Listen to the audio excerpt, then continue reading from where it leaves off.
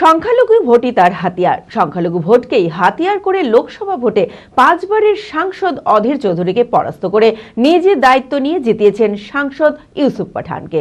এরই মধ্যে লোকসভা ভোটে মুর্শিদাবাদ জেলায় 3 তৃণমূল প্রার্থী জেতার পর জেলায় আসছেন রাজ্যের মুখ্যমন্ত্রী তথা তৃণমূলের দলনেত্রী মমতা বন্দ্যোপাধ্যায়।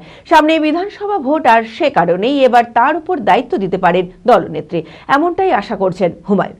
মানসিক স্বাস্থ্যের জন্য সবার আগে যে নামটি মনে ভেসে ওঠে, সুস্থ মনের ঠিকানা মনোবীক্ষণ। যোগাযোগ নাম্বার 7477799516। সংখ্যালঘু ভোট তার হাতে। লোকসভা ভোটে 5 বারের সাংসদ অধীর চৌধুরীকে পরাস্ত করে নিজে দায়িত্ব নিয়ে জিতিয়েছিলেন সাংসদ ইউসুফ পাঠানকে। এরই মধ্যে লোকসভা ভোটে মুর্শিদাবাদ জেলায় 3 তৃণমূল প্রার্থী জেতার পর জেলায় আসছেন রাজ্যের মুখ্যমন্ত্রী তথা তৃণমূলের দলনেত্রী মমতা বন্দ্যোপাধ্যায়। 73% সংখ্যালঘু অধ্যুষিত মুর্শিদাবাদ জেলায় যে কোনো সমীকরণ পাল্টে দেওয়ার ক্ষমতা রাখেন ভরতপুরের বিধায়ক হুমায়ুন কবির। মুখ্যমন্ত্রী আমাকে একাধিকবার বলেছিলেন যে হুমায়ুন, তোমার কথা মানুষ শোনে, তোমার কথা ভরসা করে, তোমার ইউসুফ পাঠানকে ওর মা বাবাকে কথা দিয়ে নিয়ে আসা হয়েছে, সে যাতে যেতে তুমি ব্যাপারটা দেখো। আমি যে মন্তব্য করেছিলাম, তিনিও মুখ্যমন্ত্রী আমাকে এই ধরনের মন্তব্য করতে বলেননি, আদেও সেটা সম্ভব না। কিন্তু আমি নিজের থেকেই বলেছিলাম একটাই কারণে, যে আমাকে জিতাতে হবে।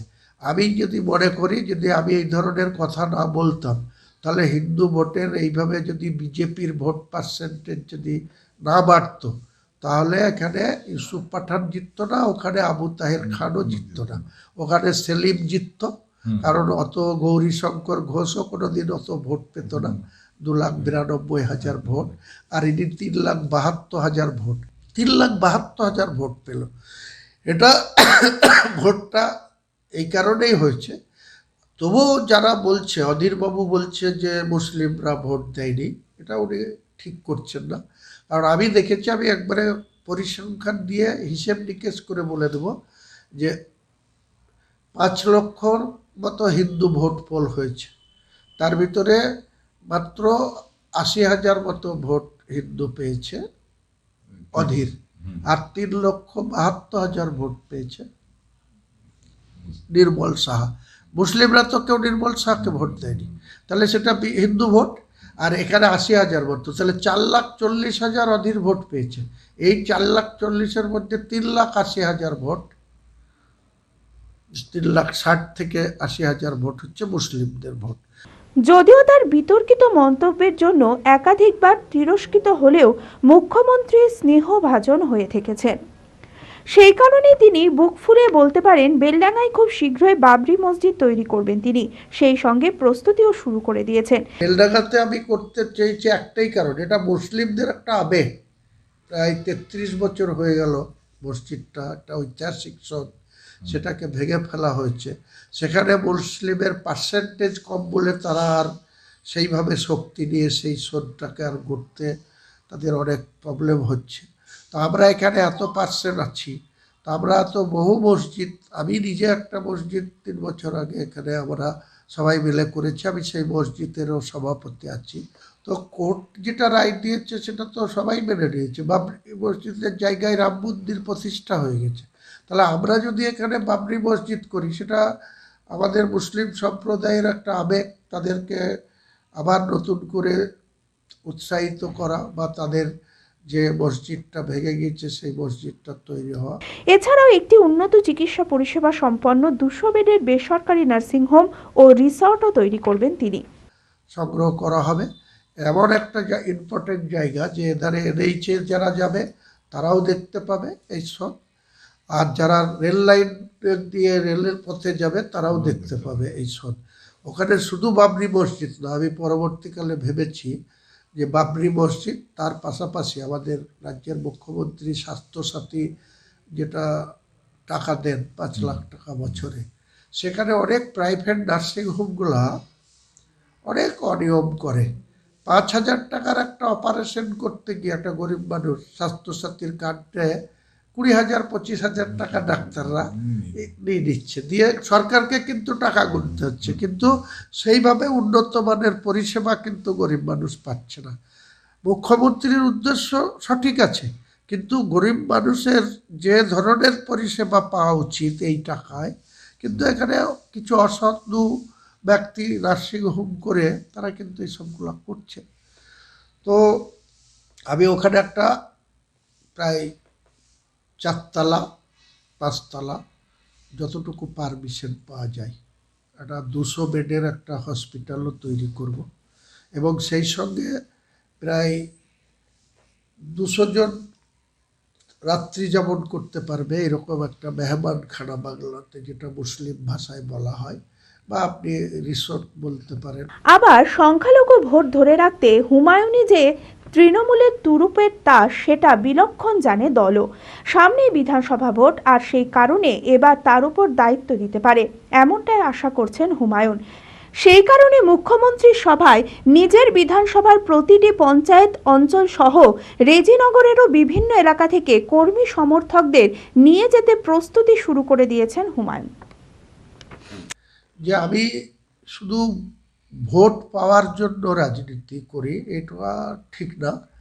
আমি সারা বছর আমার এখানে মুসলিম সম্প্রদায়ের মানুষও আমার কাছে যেমন আসে, তেমনি এখানকার অমুসলিম যারা হিন্দু ভাই তারাও অনেক কাজে অনেক সমস্যা নিয়ে আমার কাছে আসে।